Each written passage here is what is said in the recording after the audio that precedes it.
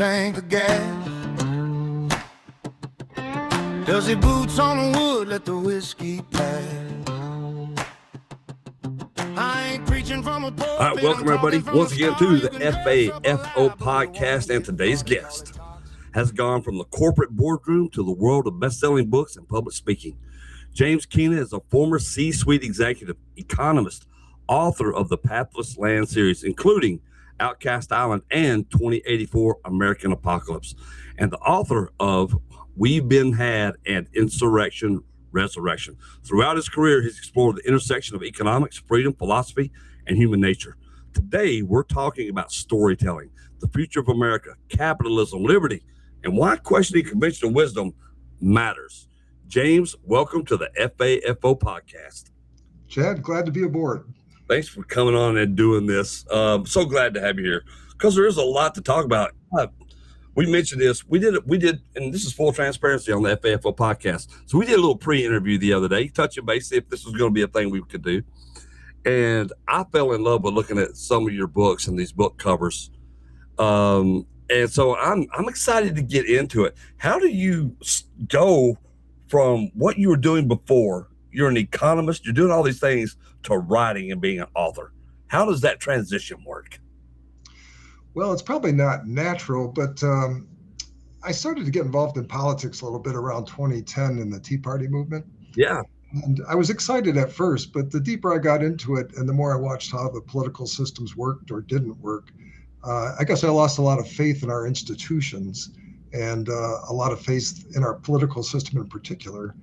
And so I wanted to start to understand, well, what's really driving all this? I mean, we think, hey, if I just vote for a Republican or a Democrat, things will get better, but it never does. And so you start to wonder, well, what's really wrong here? What's the deeper forces that are driving the world? And that really inspired me to create a different world, a little bit of a future world. And that's what my novels are focused on, is to, what happens to America if the current trends play out? How do we fix it? What's the right thing to do from here? The novels really dig into a lot of things about human nature, history, how everything plays together, and how we ended up in this mess, and how do we get out of it.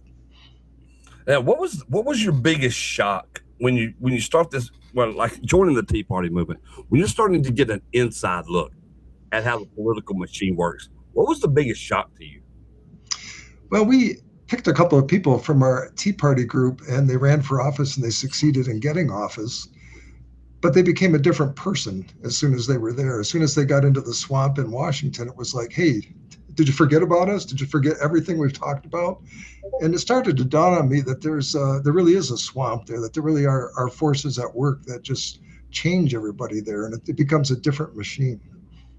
Isn't that wild though, how that does? But do you think it's just because they get pulled into, let me ask this a different way. Do you think they went in with the best of intentions? They just got pulled into it, sucked into that machine, and realized I can't make any real change, so I might as well go along and get along? Yeah, I think they have the best of intentions. And just to make the point a little more extreme, I think Donald Trump has a lot of best intentions in what he does. And I think he went into Washington with the mentality that, hey, I can take on this establishment, this permanent state. I can change this. I can fix this. And I got to be honest, I think in his first term, the permanent state kicked his ass. Oh, yeah. And even though he's trying mightily to do some things now, the permanent state is just completely resisting him, whether it's the courts that resist his orders, or whether it's Congress that resists, codifying his executive orders, or whether it's pushback from the media. There's just complete resistance from the swamp in Washington. And it is wild because, especially when it comes to a lot of the common sense things, that's what really hits like me the hardest personally, is like some things are just common sense. You would think. And the pushback just because of who he is or who he has been vilified to be, some rightfully, some wrongly. I mean, it's a crazy system. How do we even remotely get around that? Well, I don't mean to discourage anybody, but I think this has been going on for so long, this entrenchment of these powerful forces in Washington. I think it's been going on for 40 or 50 years. Oh, yeah. We're not going to flip a switch and get out of this mess. Like I said a few minutes ago, you can pick any candidate and put them in that office, and they're not going to succeed in changing it right now. I think we need to, and part of what I'm trying to do as an author is to get people to understand, well, what are the myths that we're stuck to right now, the things we believe about Washington and our political system that just aren't true. And I think until we learn to accept that those myths aren't true, and we learn to accept that maybe we have to do something completely different in Washington besides just elect a different politician. Until we get to that point with a large percentage of the majority of people in the country, I'm not sure we can really change this. Just sending more Republicans and Democrats of the day to Washington is kind of pointless at this point. Yeah, you seem like on the right, there's this big upheaval going on between the older and the younger version of the right now. It is a big divide because you're seeing the more like Marco Rubio, maybe JD, and there's a bunch of other ones on there that are, their mentality is completely so far different than that older crowd there. Do you think that's a good thing in them pushing out the elder statesmen? You think absolutely that party as much? Yeah, I think that is a hugely important thing. Particularly, I think one of the things that's wrong with our Constitution is we don't have term limits for a lot of the positions in our government. And certainly the president's term limited, but almost nobody else is.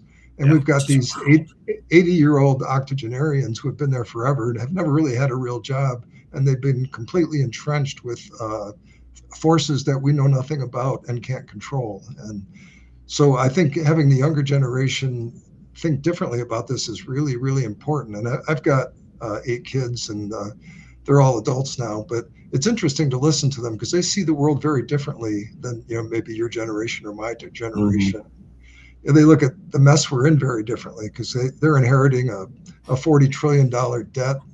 The surveillance state is getting deeper and deeper with flock cameras and artificial intelligence and facial recognition software and things like that. They can't afford to buy a house until they're like in the mid 30s. They've lost faith, kind of like I have, in our institutions and even the information that comes from our institutions. Their college educations have become so expensive, and they take on such a big amount of student loan debt for degrees that really don't add much value to them or to society.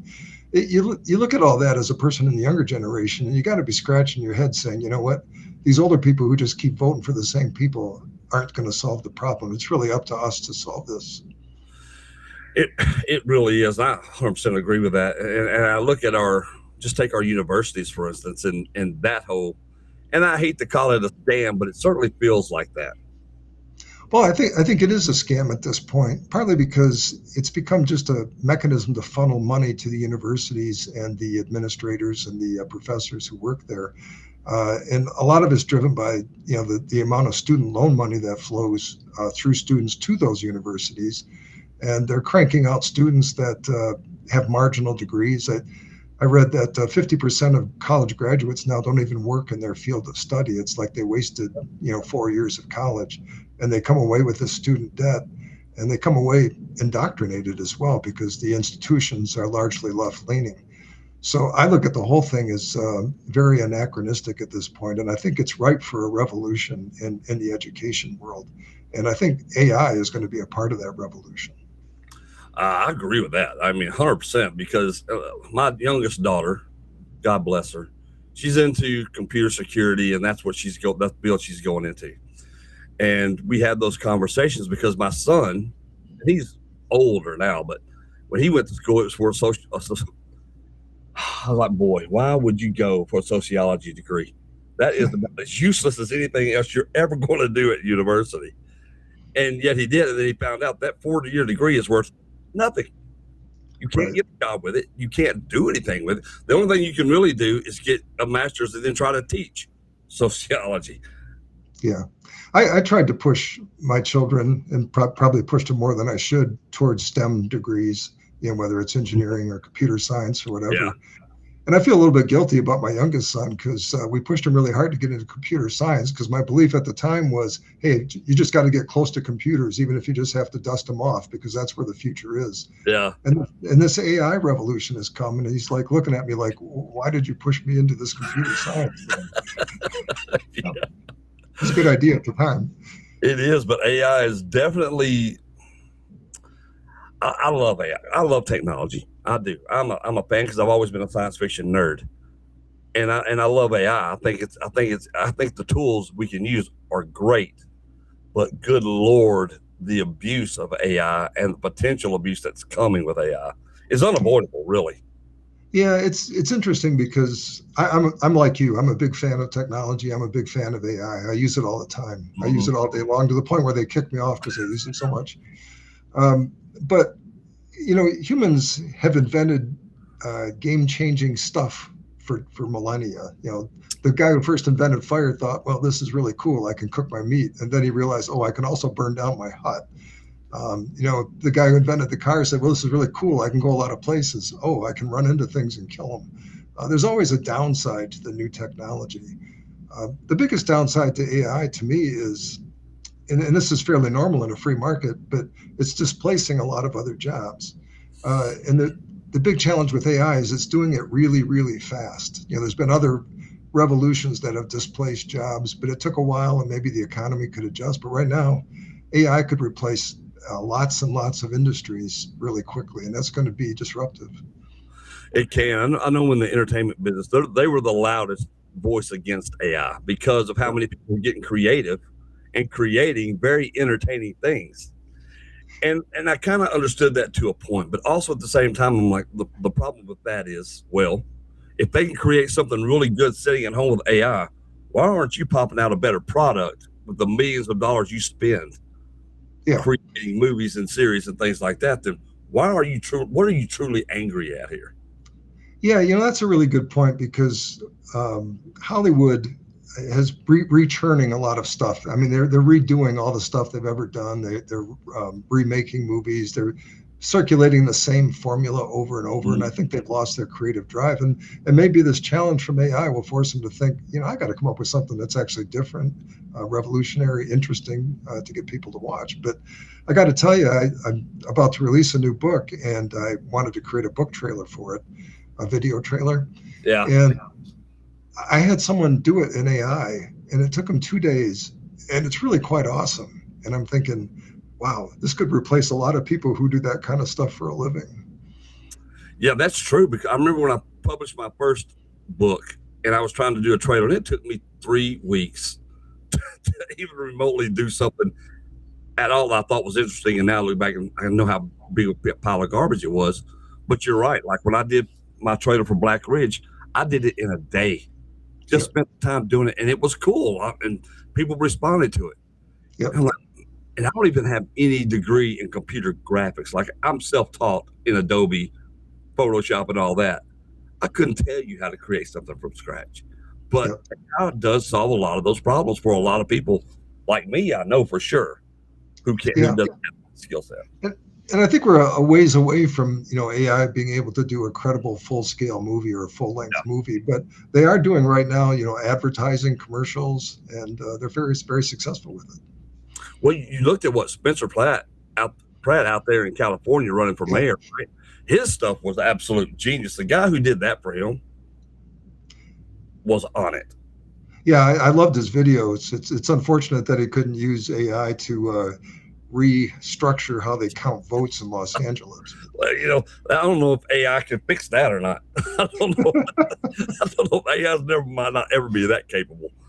Yeah, I felt sorry. I felt sorry for him because he ran a great campaign, and then in the dark of night and a few days after the election, it seemed like all the votes were turning towards his opponent somehow. I don't know how that works. Yeah, I don't know. My mind flicked back to the COVID era of 2020 and that election. I think we can say it now without being strung up or drawn and quartered at this point. But it did remind me of that. I'm like, really? We're drawing out all these found things? How does Florida count all of theirs? By 7, right? Yeah, it's a great point because when you look at the areas that had a hard time counting, they were all in urban areas in blue cities. Mm-hmm. And so you would think that they'd have the best technology and the most organization and the best structure to count votes, but apparently not, because on election night, they all sort of got bogged down and had to wait till 3 or 4 in the morning to, quote, count votes. And it was really interesting how 6 counties in the country, whether it was, in Atlanta or in Arizona or Milwaukee and Wisconsin or Philadelphia and Pennsylvania, it was those 6 cities that got bogged down and strange things happened. It was definitely strange. I mean, but you know, I just it's mind blowing to me because we were talking about common sense earlier, and that's the same thing with your ID. That's a huge topic right now, of course.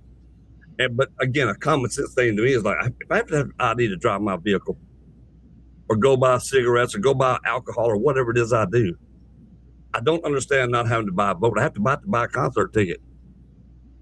Yeah, I don't understand that one either. And that's another one of my grand disappointments with politics in general, is that at least 80% of the people in the country agree with voter ID, including roughly 75% of minorities. Yeah. And yet our Republican Congress can't figure out how to vote for it. It's just stunning to me that they can't get that done.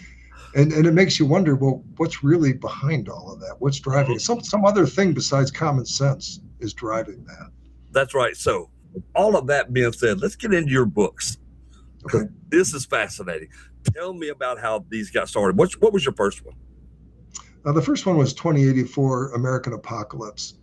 And what I was trying to do with that book was use the form of a novel, sort of like George Orwell did with some of his deeper stuff, and even Ayn Rand with her works. Use a novel to dig deeper into some philosophical, political concepts, and tell an interesting story, but also tell a deeper story about what's happening in society. So it's a mystery novel on the surface, and a very interesting mystery novel with lots of action and twists and turns. But at a deeper level, what it does is it takes a look at the current trends in American society now. And if you extrapolate those trends into the future, if we decide not to change our course and we just keep going in those stupid directions, what's the country going to look like? And so what you see in 2084 is America had a civil war with a lot of factions at each other's throat, and our societal institutions have broken down, and the people working their way through the novel have to deal with all that. That's fascinating, because it's not just far out fiction is the thing here. Yeah, the funny thing is I wrote that one about 4 or 5 years ago, and I was wondering, I wonder if these predictions that I've made are going to hold up, but I would say they're holding up pretty darn well, which is a bad thing. And they're maybe even moving a little faster than I anticipated. Yeah, that is, again, wild thing. And what was your next one? The next one was Outcast Island, which at one level was an interesting study in human nature, because Outcast Island was a place where, in a future totalitarian world, all the totalitarian leaders would send their misfits, their rebels, the people who were trying to upset their rule. They would dump them all into a place called Outcast Island, which used to be Cuba in this novel. And so you end up with an island full of people who speak different languages, are criminals, dangerous, misfits, rebels, and you wonder, how could they possibly make a society out of that mess? And so the novel's about, okay, well, they have to make a society. They can't just go on killing each other forever. And so the characters, work their way through, well, how do we create a peaceful, rational, free society out of this mess? And they succeed in doing it. Well, again, I'm trying to decide which one, and you told me the other day which one I needed to do first. So let's talk about Insurrection Resurrection. Okay. So what was this one about, by the way? Well, that was the one that when I was much younger, when I got out of college, I had a lot of energy and creative energy, and I thought, I'm going to write a satire. And so this is a book, it's a novel again, but it depicts what Thomas Jefferson would think if he could be resurrected in modern America. What would he think of how his creation of America in 1776, how has that played out, and what is it like today? And so in the story, and again, it's a satire, he ends up creating another revolution, a second American Revolution. So which one of these books were your favorite? Oh man, that's like asking which one of my kids are my favorite. 2084 American Apocalypse is probably going to end up being my favorite, because I really, as I unraveled the trends that are going awry in America today, I had to dig deeper into human nature to understand, well, why is that happening? Why is that bad? And so a lot of the story and a lot of the trials and tribulations of the characters get right down to the root of, what does it mean to be a human being? And what does it mean to be a moral human being? And how do I know what right from wrong is? And how do you decide what kinds of attributes lead to a productive society and which don't? The story forces them to come to grips with all those. And I think I put more of my heart and soul into that than the others. I guess I ask every author this, but when you're starting to do research for these books, how does your past as an economist and all this, how does that affect your research profile and how you really dig into it? Well, it's interesting because the things I tackle are so broad, especially in the one that's going to come out in about a week. It's called The Elites versus Everyone Else. And it takes a really deep look at the world and where power structures exist and how they came to be and how do we combat them. But I had to spend an enormous amount of time looking at the history of these power structures in the world, the way that they're tied together economically and politically. And I probably spent the first year working on that book just doing research. And I dug deep into a lot of stuff. So I tend to take on topics that are fairly challenging topics. And the stories are very complex stories. So the first 6 months or a year of my book writing is just doing research. Oh, that's fascinating, especially when you do stuff like you do. I watched a doc the other day on Teddy Roosevelt. I believe it was on Netflix. I think it was on Netflix. And it was so fascinating because I think a lot of people do not understand just how far back power and wealth go into determining the course of this country. Yep. Yeah, that's a really, really interesting topic. And part of what I explore in The Elites versus Everyone Else is how did the power structures that we see in Washington now, how did they evolve in America? Because you think when you read the Constitution and you read Jefferson's Declaration of Independence and you think about the culture that existed at the time of the founding of America, it was very, very focused on limited government, on individual sovereignty, on free markets, on freedom in general. And yet somehow we've ended up in a place where we have this massive government that's $40 trillion in debt. It sticks its nose into almost every aspect of our life. Our markets are becoming less and less free as these oligopolistic forces take control in our society. So tracing that trail from our original ethos, the founding vision of our country, to today is an interesting walk. And I can dig deeper into that if you want. Well, I think it's fascinating how we've just given so much of what we wanted when this country was founded was basically just we want freedom to do what we want, build our lives, and create our own individual utopia here in this new world. Absolutely. And then by the end of the 1800s, we're just handing over all of our freedoms we want. Like taxation becomes a big thing at the turn of the century. Yeah, it's interesting because part of as I was studying all this, I stumbled on the Civil War. Not that it's hard not to stumble on the Civil War, but regardless of what your position is on the war and the outcome of it, one thing that happened for sure was that Lincoln made our country, planted the seeds for a lot of totalitarianism in our country. He made the central government a much more powerful force in affairs and diminished states' rights, which was supposed to be the architecture of our country, where states controlled most of their destiny and the federal government had limited power. But in the war, and Lincoln probably had to do this, but during the war, it became almost a totalitarian federal government, where we had our first income tax during the Civil War. A lot of people don't realize that. Yep. We were throwing journalists and writers into a prison on an island in New York. We were conscripting people into the service. We were commandeering resources from the country to fight the war. It became a very totalitarian thing. I understand the exigency of it. I understand, stuff has to be done when you're in a war. But the unfortunate thing is some of that centralized power of the federal government didn't go away after that. And I think there was a noticeable turn in the culture of the country after the Civil War. And if you start to look at the constitutional amendments after the Civil War as compared to before, the ones before the Civil War were focused on reinforcing our individual rights, like the Bill of Rights, the first 10 amendments. After the Civil War, you start to see amendments that are starting to erode our civil rights and make the government a more powerful thing, including, like you mentioned, the ability to, the 16th Amendment to tax us directly. So as time went on from the Civil War, you see a very steady growth in the size and power and scope of the federal government. And there's a lot of other things that happened to encourage that, but I think it started at the Civil War.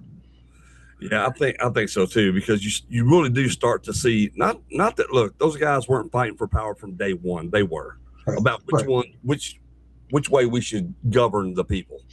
Right. We knew that from the end of the Revolutionary War and what was going on, to be honest with you. But still, by the end of the Civil War, you see a drastic turn in, like, I think there's, without them just saying it, and they probably said it behind closed doors, about what else can we do, first of all, to prevent this ever again, to make sure the federal government is the thing that runs this country. And what you see in America is what actually had been going on in the world forever. And just to draw a longer historical perspective here, I reduce history to a very simple thing. It's always been a battle between the elites and everyone else. Yeah. And no matter what society you've been in, no matter what type of ism or political ideology you had, there was always some group of elites that found a way to convince the rest of us that they had to have power and we had to be subservient to it. What happened with the United States we actually turned the world upside down in that regard, where for the first time really in history, a group of people said, we're going to pick our government, we're going to pick our leaders, we're going to pick our constitutions, and we're going to be the sovereigns in this world.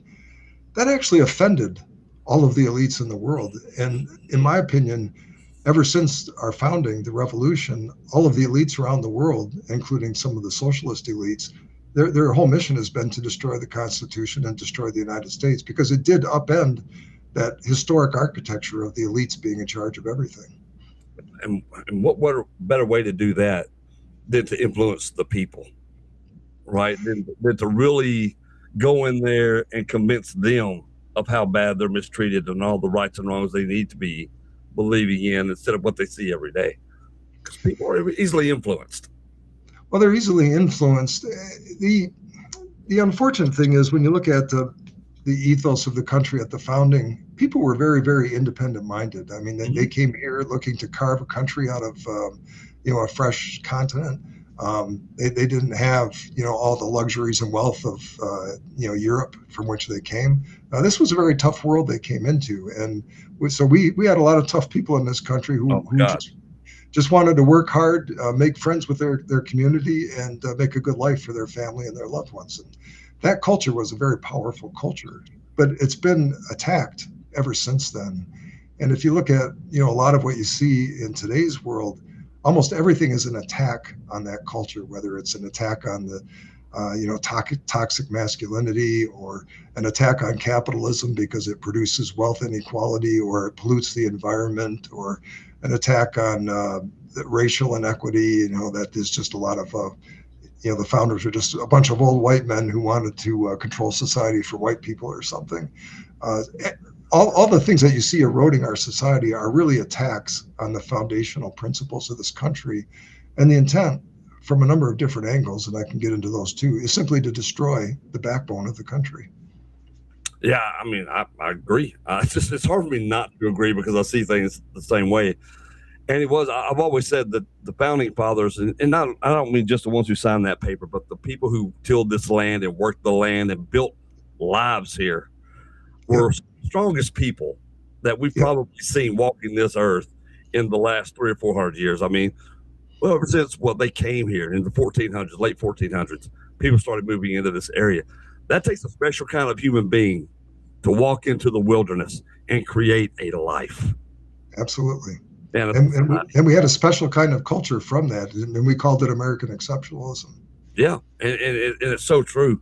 When do you think that really started shifting in the world to where that mindset kind of changed? Do you think it was before or after the Civil War? Yeah, there's a couple of forces at work that have really undermined the country. One of them is collectivism. And, Karl Marx did his writings in the mid-19th century, and he started to influence Europe much earlier than America got influenced by that. And you started to see a move towards socialism in Europe in the late 19th century. And then in the early 20th, you see the Soviet Union becoming a communist country. But that whole philosophy has really spread around the world, and it's infiltrating our society in an interesting way, because when Marx wrote his original concepts, he thought, well, there's a historical necessity. Capitalism must become socialism, must become communism. And as the world unfolded, what they discovered was, well, that's not true. The capitalist nations were actually building wealth for the middle class. They were giving freedom to people. People were able to live their lives the way they wanted to. It wasn't really attracting Marx's views. And so the socialists had to change their approach for a lot of the Western cultures to infiltrate, to, first of all, start with the children, start to change the way they think about what a society should be like, what the power structure should look like in that society. But ever since around 1920, the socialists have been slowly eroding the foundational concepts of our country and slowly engaging the younger generations into think differently about what this country is all about. And they're being very effective at it. It's not a revolution. It's a very 100-year-long grind, and they've been very consistent at sticking to it. Yeah. Do you think that people today who scream socialism and just are shouting like this is what we must do you think they even remotely understand what that is, or it's just a word they've been taught to say this will solve everything?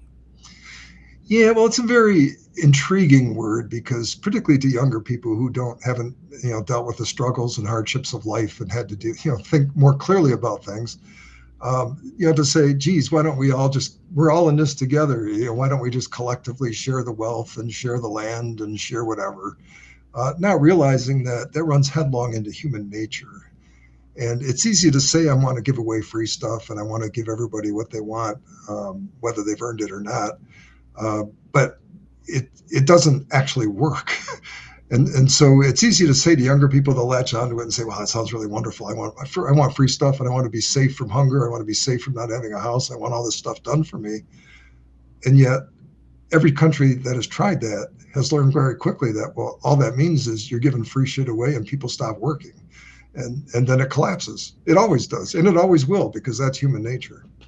No, and 100% true. I think one of my favorite things right now is the war of the rich versus the richest. Yeah. That might be my most favorite thing, because you see it, especially out in California right now. The homeless problem out there is insane. And there's a lot of homeless problems all over this country right now. But California, let's just take San Francisco. And if you can look out your window and there's just a swath of homeless, and yet you're mad at the person who's a little richer than you, not paying for everybody else in this country to do whatever it is to share their wealth, but you're not sharing your wealth. Like I hate that mentality more than anything. Like, I'm going to tell you how to spend your money, but I'm not going to spend mine to help out what I'm preaching to you need to do. Yeah, well, you see that from a lot of socialists nowadays who are actually, not completely wealthy, but somewhat wealthy. Like Bernie Sanders has 3 very nice houses. I don't see him giving any of those away. AOC has probably $30 million in wealth right now. I don't see her giving any of it away, but they all preach giving it away. It's just They want you to give it away, not them. That's right. So it is truly fascinating to me. Like but the amount of people who buy into that way of thinking from those people, we become more of like a pop star face of this country is what it seems like to me. Like, they're famous, so they must be the intelligent ones. We have to do what they say. Well, that's been a very destructive thing in this country lately, even going back through the COVID period where we were told to trust the science, and Anthony Fauci became the face of science. So you could not possibly disagree with Anthony Fauci, because he was sort of a god. He was the god of science. And authority is invoked in far too many cases where just because someone's an official, someone's a scientist, someone's a whatever, they're a public figure, well, they must automatically be right.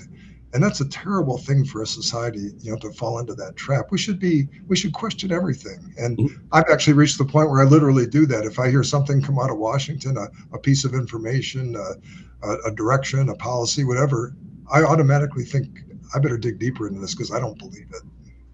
Yeah, and it's one of those things where I found myself, and this is actually the part of my life I've actually enjoyed, was the fact that I just don't believe the bullshit anymore. Yep. It's like where I know that I need to dive in and find out for myself what is going on. Don't just speak out of your butt because it's a sexy thing to do. You need to find out the truth before you start saying words. Yeah, and I'll be even more blunt. There's a couple of things that have happened in our society in the last couple of decades that, in my opinion, were complete bullshit. And I think the whole COVID thing was complete bullshit. Yeah. I think it was handled improperly. I think the information we fed was wrong. I think the policies that they used were dangerous.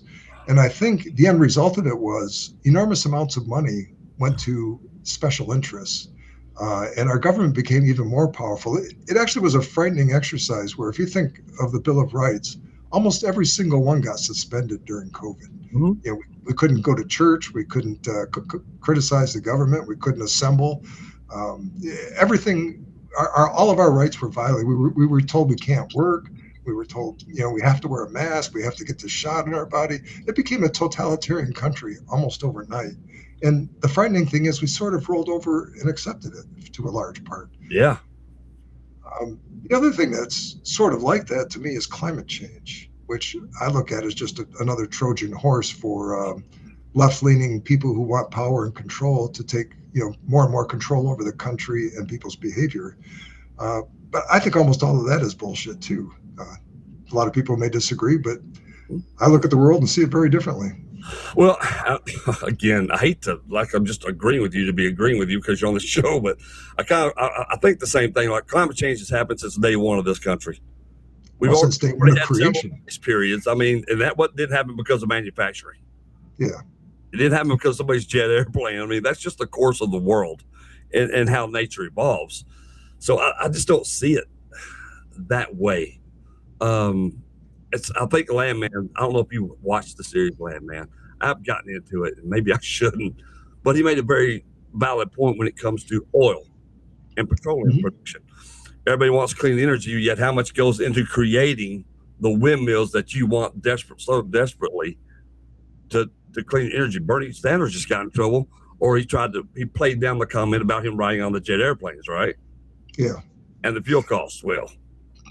Yeah, the climate change thing is almost self-contradictory, partly because if you go back over the 50 or 60 years that they've been making claims about what's going to happen in the future, every one of those claims has been wrong.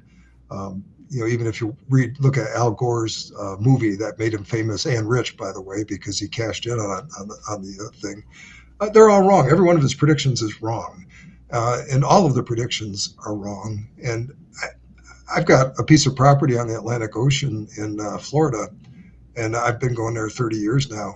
That water level hasn't changed an inch in 30 years. So whoever thinks that's happening, and I know people who say it's happening think it doesn't happen because they keep buying mansions on the coast next to the ocean that they tell us is going to swamp us, but apparently that won't swamp them. I don't know. It's kind of interesting. Well, you know, tragedy and fear of future devastation does create a lot of income for a lot of people. Income and control. I mean, when you think about all the regulations and rules and money that's been funneled through the government to various businesses, special interests to create the infrastructure of a clean economy, there's a scam there, a very big scam. Oh, yeah. You look at lobbyists and that whole racket right there. Yeah. I mean, it is amazing that we let this happen right in front of our faces and go, I didn't see anything. But the funny thing is, I think people are starting to see it more and more because, like you were saying and I was saying, well, we were starting to believe less and less what anybody in Washington says. I think we can start to see the handwriting on the wall. The problem is the scam has gone on for so long that Washington and the financial cabal that essentially runs this country, it's a very closed loop thing where the financial cabal sends campaign contributions and other things, maybe bribes, to our politicians, and the politicians, bend the rules and the tax laws and whatever to support that financial community. It's a very closed loop club that you and I are not in, and they are. And so we look at that club and say, geez, I wish it would be different. I wish I could change it, but we're completely on the outside of it now. I mean, we could throw a vote out there or something, but it's not going to change that club. It's entrenched. Oh, it is. Anytime you look at these bills being passed and they've got all these things going to all these different countries that is not receiving the money and all the kickbacks that are related to that, it really is. It boggles the mind. More and more people are just not aware of it. And the amount of fraud that comes from that, and you touched on it there, but all of these trillions flow through various departments of the federal government, and from those departments, they all go to non-government organizations that are supposed to dispense this money and do something good with it. But when you turn over the stones and look at what they're doing, creepy things crawl out. Like what we saw in Minnesota, where A lot of money was going to Somali immigrant organizations that were just nameplates on a wall. There was no organization there. They weren't doing anything, but they were getting millions. And the same thing we saw in Los Angeles with elderly care. There was all just fake things. And I think the fraud is, I'm making this number up because I don't know it for a fact, but from what I believe, half of our budget is simply fraud and abuse and misspent money. Well, I could wholeheartedly see that too, because and that's the other side of it, right? It's not that the people in charge in these places where the fraud is happening is telling us it's not fraud. To me, it's the everyday person that goes, they said it wasn't fraud, so it can't be fraud. That concerns me more than anything, I'll be honest with you. Well, there's sort of a monopoly in the legacy media where they all line up and say the same things. Like if you make a claim, saying there's fraud, they all come back and say, oh, it's been debunked. They never tell you how it's been debunked or what study was done to debunk it. They just say, oh, it's debunked. Let's move on. And I think too many people do move on.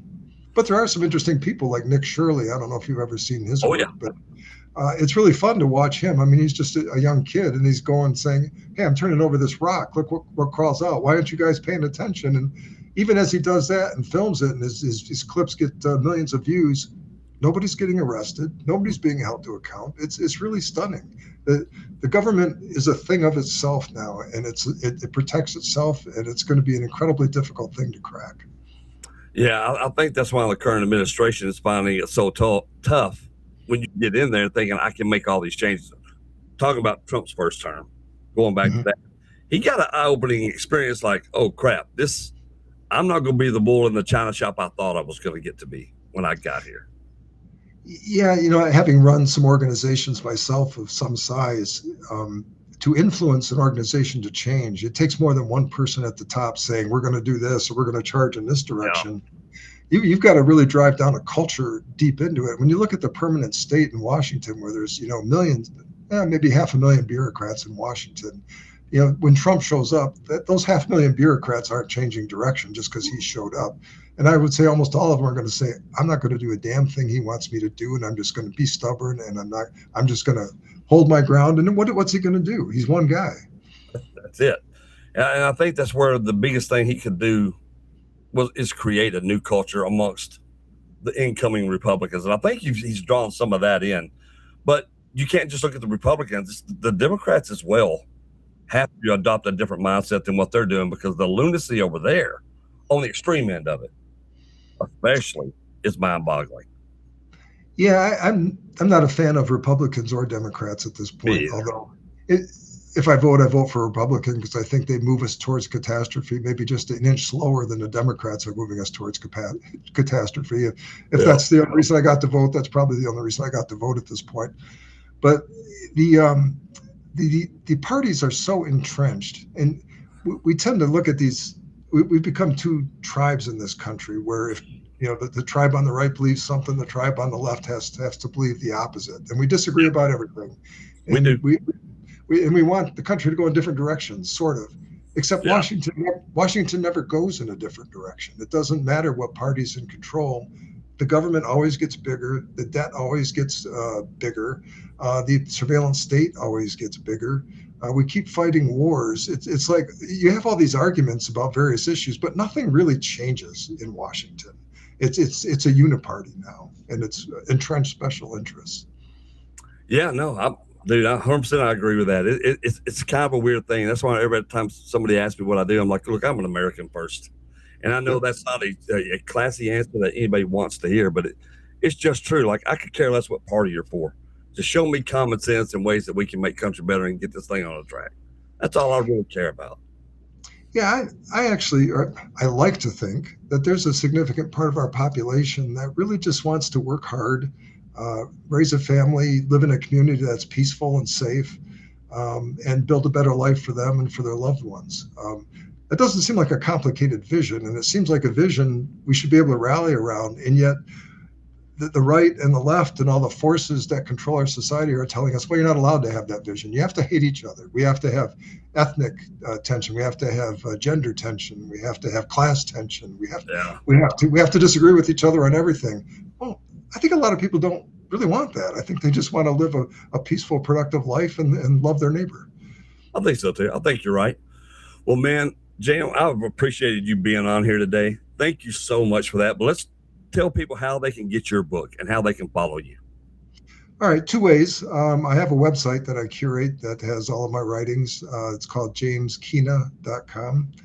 And you can go there and find my books and find all my writings. Or you can go on to amazon.com. And all 4 of the books I've written so far are on Amazon under James Keena. And the 5th one is coming out next week called The Elites versus Everyone Else. Awesome. James, I appreciate your time today. Thank you so much for doing this and agreeing to do this. And thanks for the talk. I really enjoyed it. I did too, Chad. I appreciate it. Thanks for having me on. Yeah, I'm getting your book. So I'm letting you know, I'm probably 2084 because that one just really excites me. I don't know why, but it does. I'm looking forward to that and your new release. But I want to talk to you again soon, especially after I've read a couple of these. Yeah, I'd love to come on again. Yep, just let me know. I will do that. Thank you so much for your time today, and I'll talk to you soon. All right, take care, Chad. Thanks, buddy. There you go, folks. Once again, another great guest, and boy, that is so fascinating. What a deep conversation we had, and hopefully you got something out of that. I really hope you did, because there's a lot of good stuff to discuss. I know I had a great time. I hope you learned something. Follow James. The links are going to be down below. Go check out his books. I got a feeling they are going to be a hell of a read. All right, let's get to it. Guys, this has been a fascinating conversation. And I think when all is said and done, if it makes you think, if it really puts your mind to the test and it starts working, I think you gained a lot of knowledge today. So thank you for joining us on the FAFO Podcast. Facts, truth, no BS. Let's up and go. I'll see you guys next time. Thank you.